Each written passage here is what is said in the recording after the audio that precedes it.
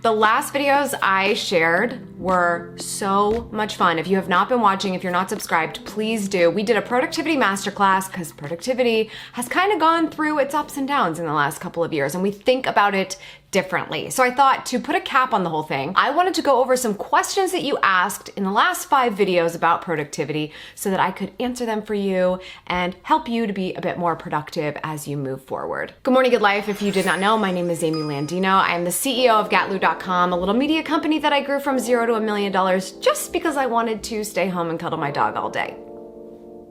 Yeah, I quit. I just want to stay home. Thanks. We help women go after the life they want by starting a sustainable business and growing it to 6 figures. And I know what it's like to want to do your own thing but not have the support to help you make it happen. And so my goal is to be your bae, your best advisor ever. So that's what we're here to do.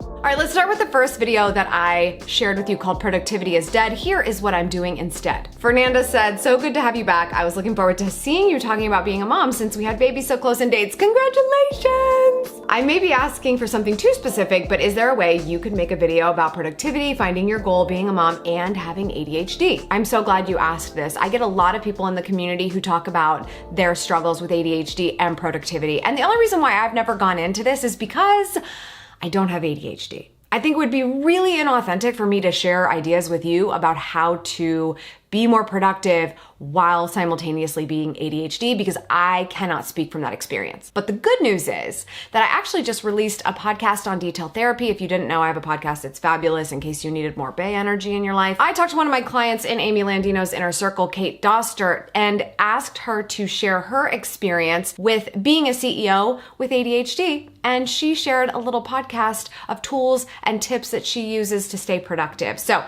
check out that episode. I'll link to it in the description below. And I feel like that's a way better way for me to shine a light on that particular way of life is to pass the mic off to somebody who actually knows a little thing about it. This is from Jamie. She left corporate America, started a business, and is also raising a toddler. Wow. Trying to figure out how to mix life and business. I don't recall you making a video about that. If you have tips, that would be awesome.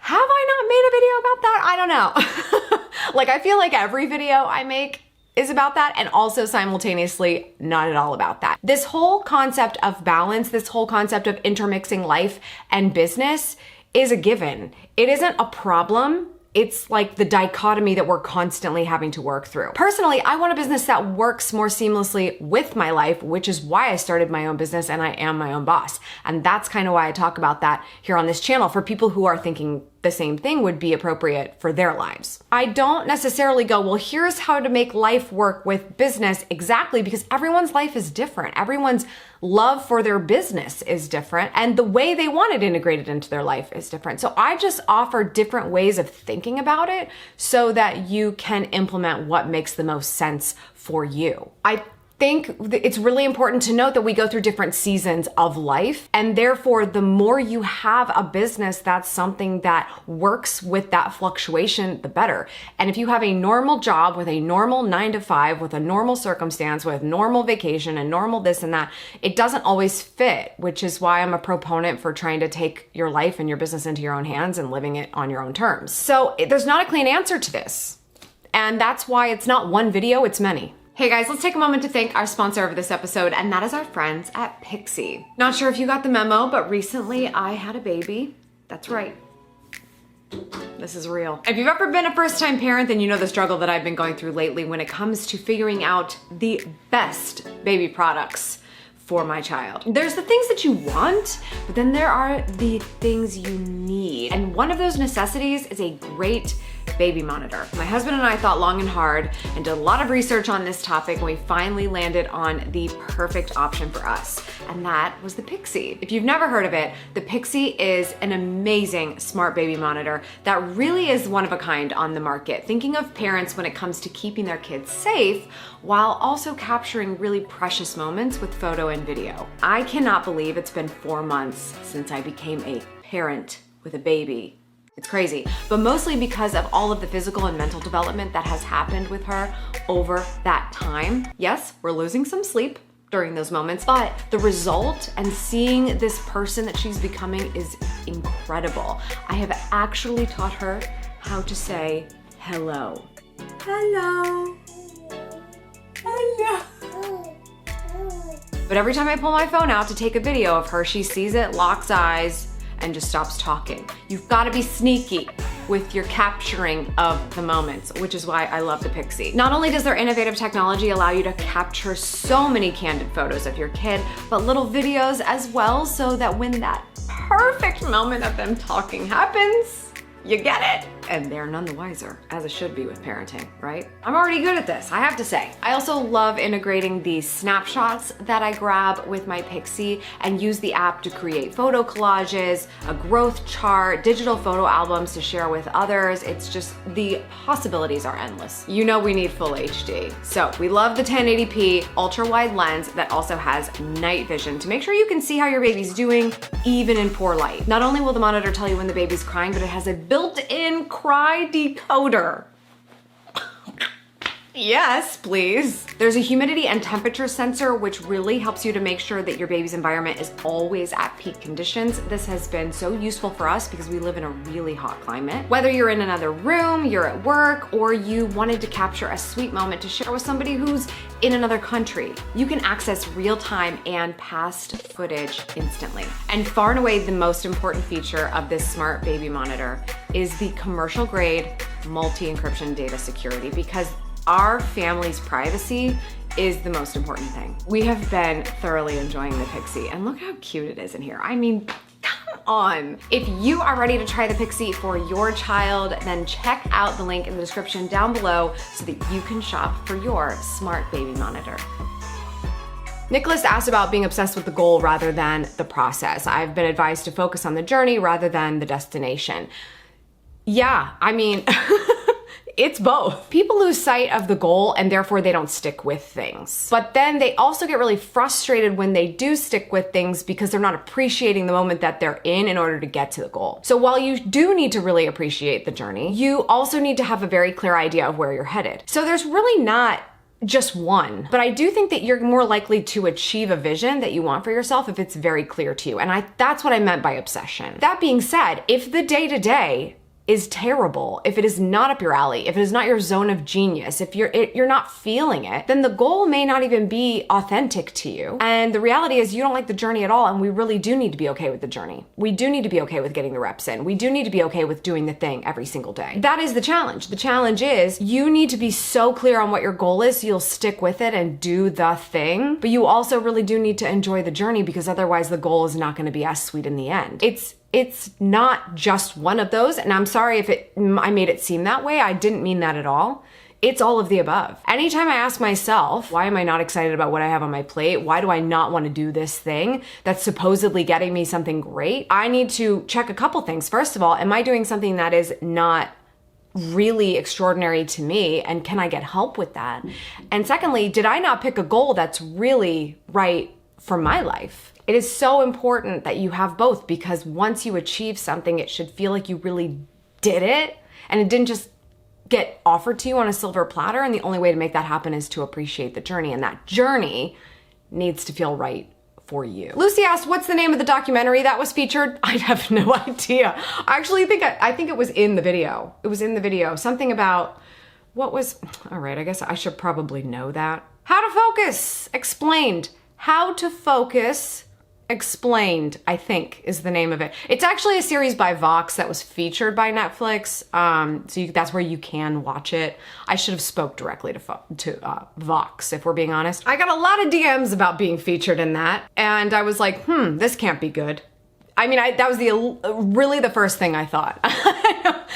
People are telling me I'm featured on Netflix. I was like, this can't be good. And it wasn't. I mean, like, yeah, sure, they kind of like paid homage to the fact that there are some OG YouTubers that have been talking about productivity for a long time, and now mainstream media loves to take what the internet has done all the work for them to do and make a series out of it and bash us at the same time.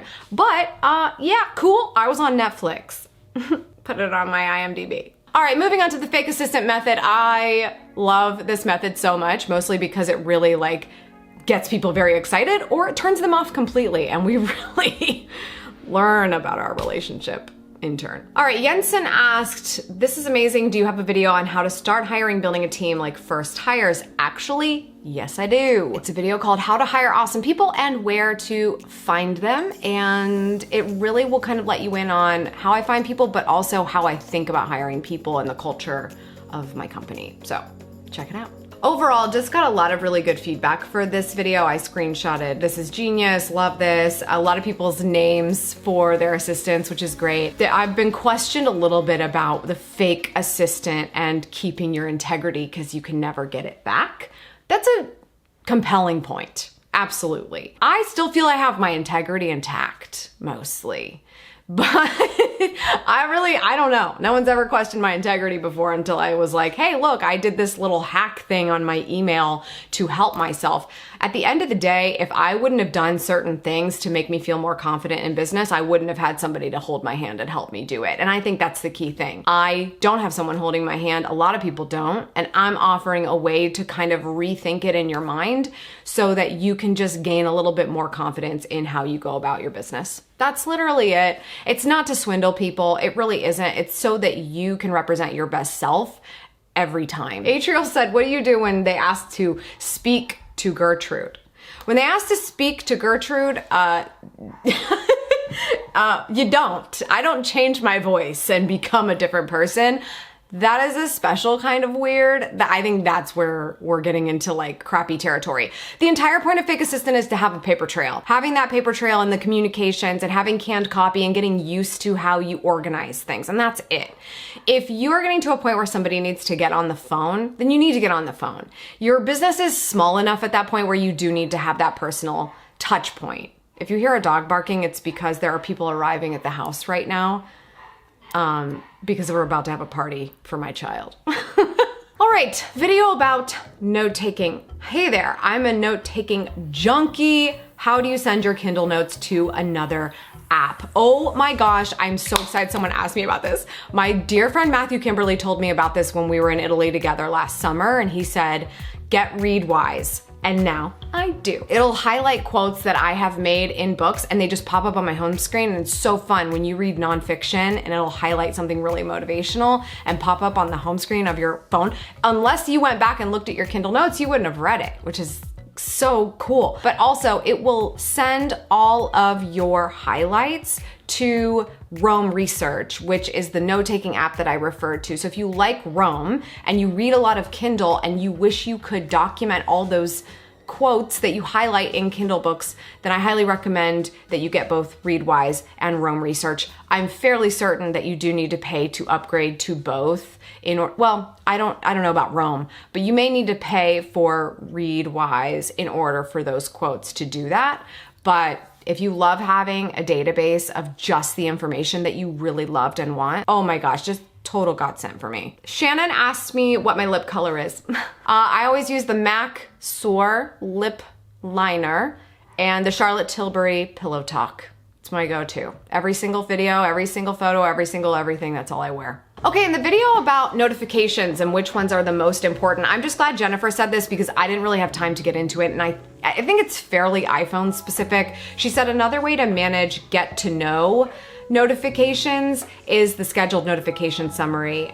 You can do one dump at a time, which I have also leveraged that. So if there's notifications I want, but they're absolutely not time sensitive, I guess is the word. Time sensitive is actually what it says on iPhone.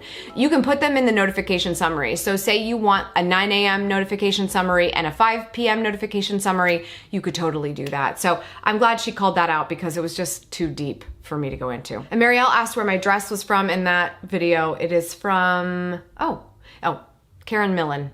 I buy a lot of stuff from Karen Millen. All right, and in the last video, the zone of genius. Thomas, thank you so much for being a YouTube member. I see your little sunshine there, I appreciate that. Does the dream job really exist? Very useful questions. You are the best. Again, Amy, thank you, Thomas, I appreciate that. Does the dream job really exist? I don't know about that, but what I am constantly striving for is a dream life. And if we're honest about how much time we spend in business and at work and how important that is to the freedoms that we have in our day-to-day, I think it can be be really possible to have a dream work situation for the way that we go about our life. And that's what Gatly was all about. Fabiola said, I did the text message challenge. If you didn't do the text message challenge in Zone of Genius, check that out. The responses, other than making me feel better about myself, didn't exactly help otherwise. It was all about my knowledge and how I see the big picture. Could you make a video on how to expand from different responses people may give when asking the challenge question?